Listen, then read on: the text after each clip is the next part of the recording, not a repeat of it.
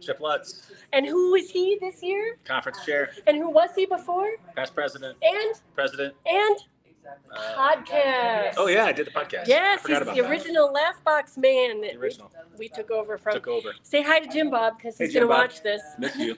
Miss you too, yes.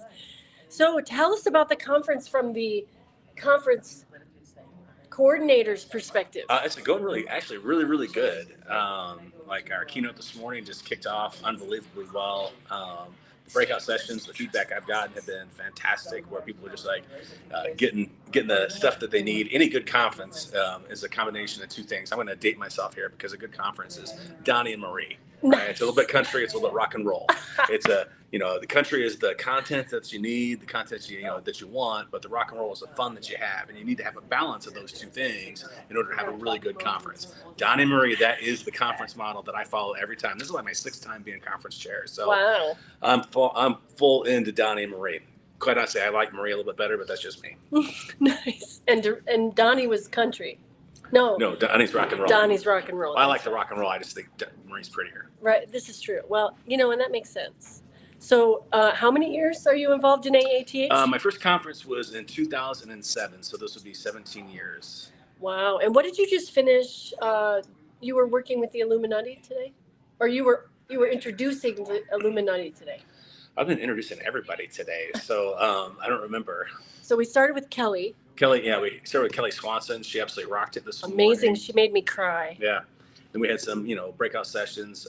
We had a couple good poster sessions, and then research poster sessions. And then we just heard from Wayne Cannell from Invisible Disabilities, and sharing about what their mission is and how humor helps, humor helps in their mission as well.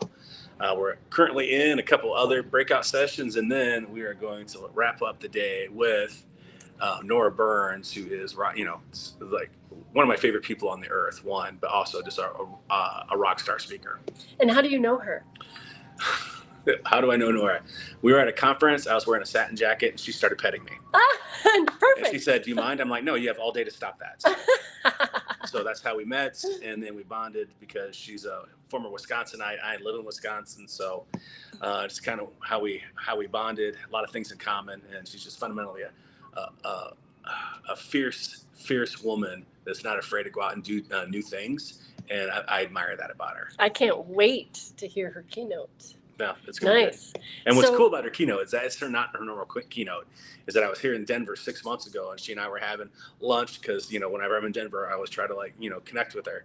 And so she picks me up from the hotel, was taking me to the airport, and then I was like, "Hey, I'm having this conference. What would you think about sharing some of your journey of trying stand up?" Because when we first met, we were both coming up on our 50th birthday, and she had 50 things that she wanted to do before her 50th birthday. So we're just a couple months apart.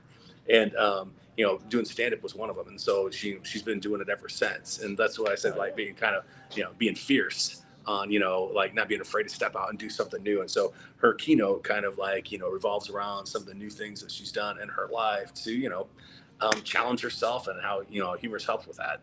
Amazing. And Chip, what are you working on besides the conference? I mean, you've been working hard on the conference all year. I see the working on my sanity. That's what I've been working on. My sanity. I'm a pastor of a church in Kenosha, Wisconsin. So last week was Holy Week, so I had 5 services. I had 2 sermons I had to write, and then I had to pack on Monday, and I'm playing on Tuesday, and then I'm here this week, and then next week I'm just going to be sleeping, I think.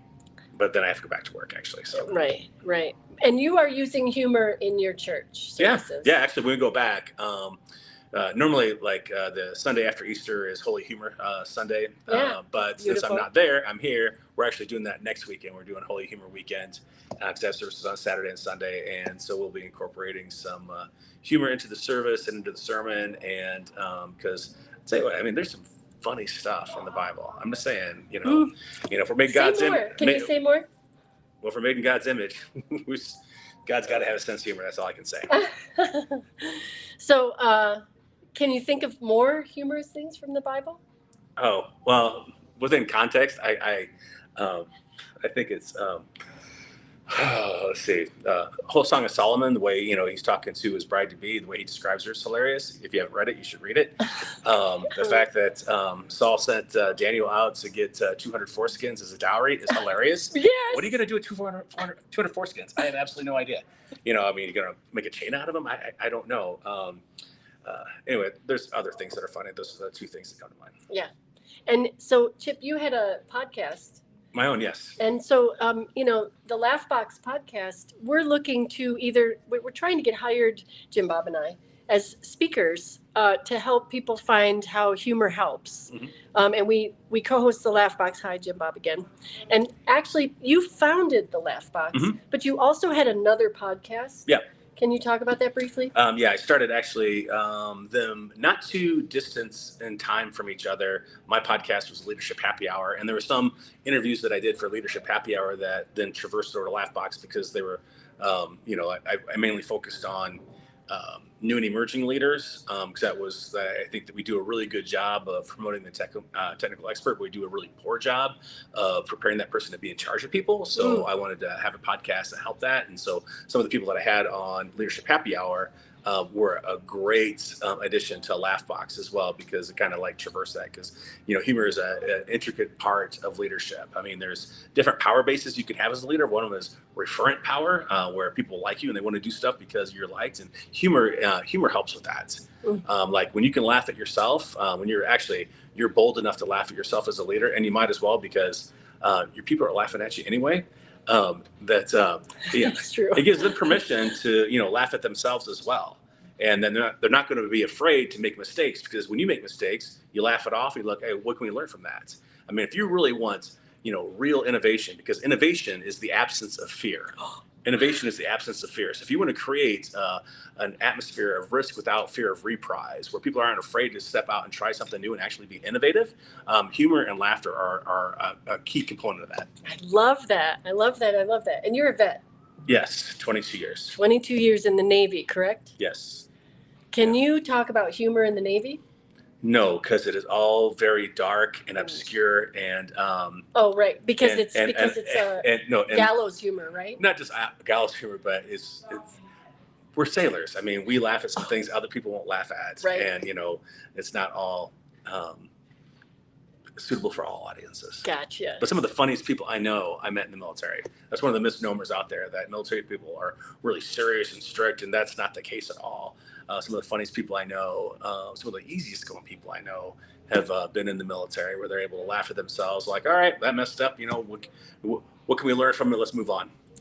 And so, Chip, is your mom here this year? My mother is here this year. She is. I haven't seen her yet. She is wandering around the passageway. She is such a great supporter. Then she brought my sister as well. Oh, nice. So we've got a whole family contingent here at the conference. Beautiful. And actually, my cousin's going to be here tomorrow because she lives local. Wow. Yeah. Wow, that's amazing. Yeah. I love that. So, people that don't know about AATH, and we're streaming on Joy First platforms and linked to AATH. But how would we want to bring people next year to the conference, just with a few words about AATH? Well, fundamentally, being past president. My first conference, like I said, was in 2007. And it was really one of those things where I didn't know if I could go back to real life after that, because real people aren't this nice. Like when you're out in the real world, it's not like this. And there's such an air of positivity here. If you're just looking for a recharge, this is the kind of conference to go to. Second, if you use humor as a leader, as a nurse, as a social worker, whatever, I mean, this is the conference to not only learn a little bit more, but actually get things you can use. I mean, that's in our title, the Association for Applied and Therapeutic Humor. Because theory is nice, but application is what works. Yes. And so this association is full of people that share their knowledge of what works in their field, and if regardless of what field you're in, there's somebody in this organization that has something that they can share with you, and you can take back and actually use. In whatever vocation that you're in. All right, and I have two more questions for you. Okay, so Harvard says work should be more playful. Do you have any thoughts about that? This isn't a dress rehearsal. This is the only life we have. So we're not enjoying what we're doing something wrong. So, and like I look at it from a leadership aspect, is that, leaders that have fun have teams that have fun, and it makes a much more productive work environment when you enjoy what you do. You might not enjoy the work all the time, but if you enjoy the people that you're with and how you do it, it makes all the difference in your overall productivity and your stress level and your mental health. Way better. Yeah. So last question, you ready? Yeah. Is the future funnier and happier?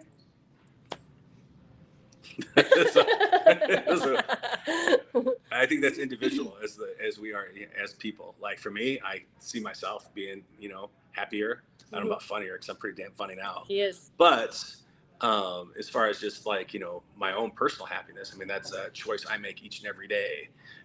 That's right. Yep. It's a choice. If it's going to be, having a bad day, this is just one day out of many days. This is just 1 week out of many weeks, or 1 month out of many months. I mean, everything passes. All drama has an expiration date. That's right. And so I just look at it like that and realize, like, things are going to be better. And I'm going to, especially come to the conference, I'm going to learn some more tools, tricks, tips I can use to live a better life. Great. Thank you. Thank you. Thanks very much. Absolutely. I'm going to keep going. Hey, wow. So that's amazing. Thank you. And so I'm just going to talk here for a few minutes because I just want to share that we're all here working really hard to try and raise vibrations, to try and make happier everything, and work through. A lot of what we talk about is how to cope using humor.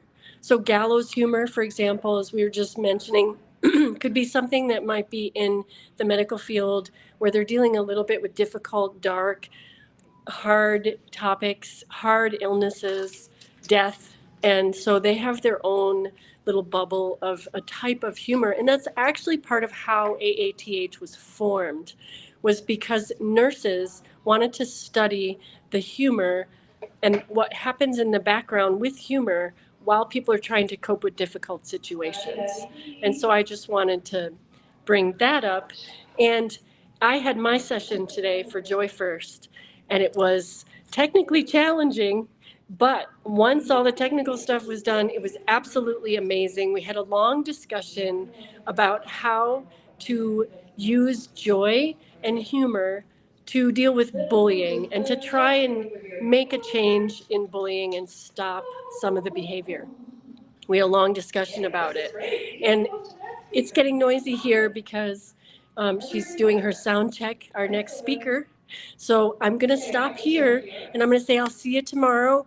I've been getting ready for the podcast. I've been preparing for the mishmash, which will come after the conference, and you'll get to experience that.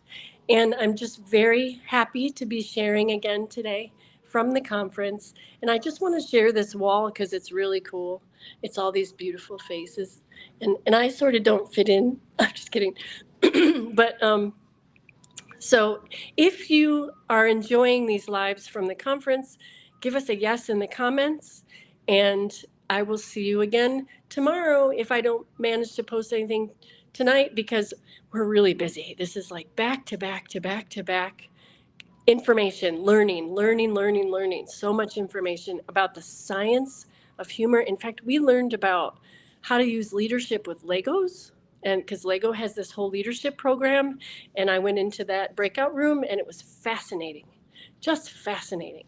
So anyway, give us a yes in the comments to keep going, and we'll talk to you tomorrow. Bye.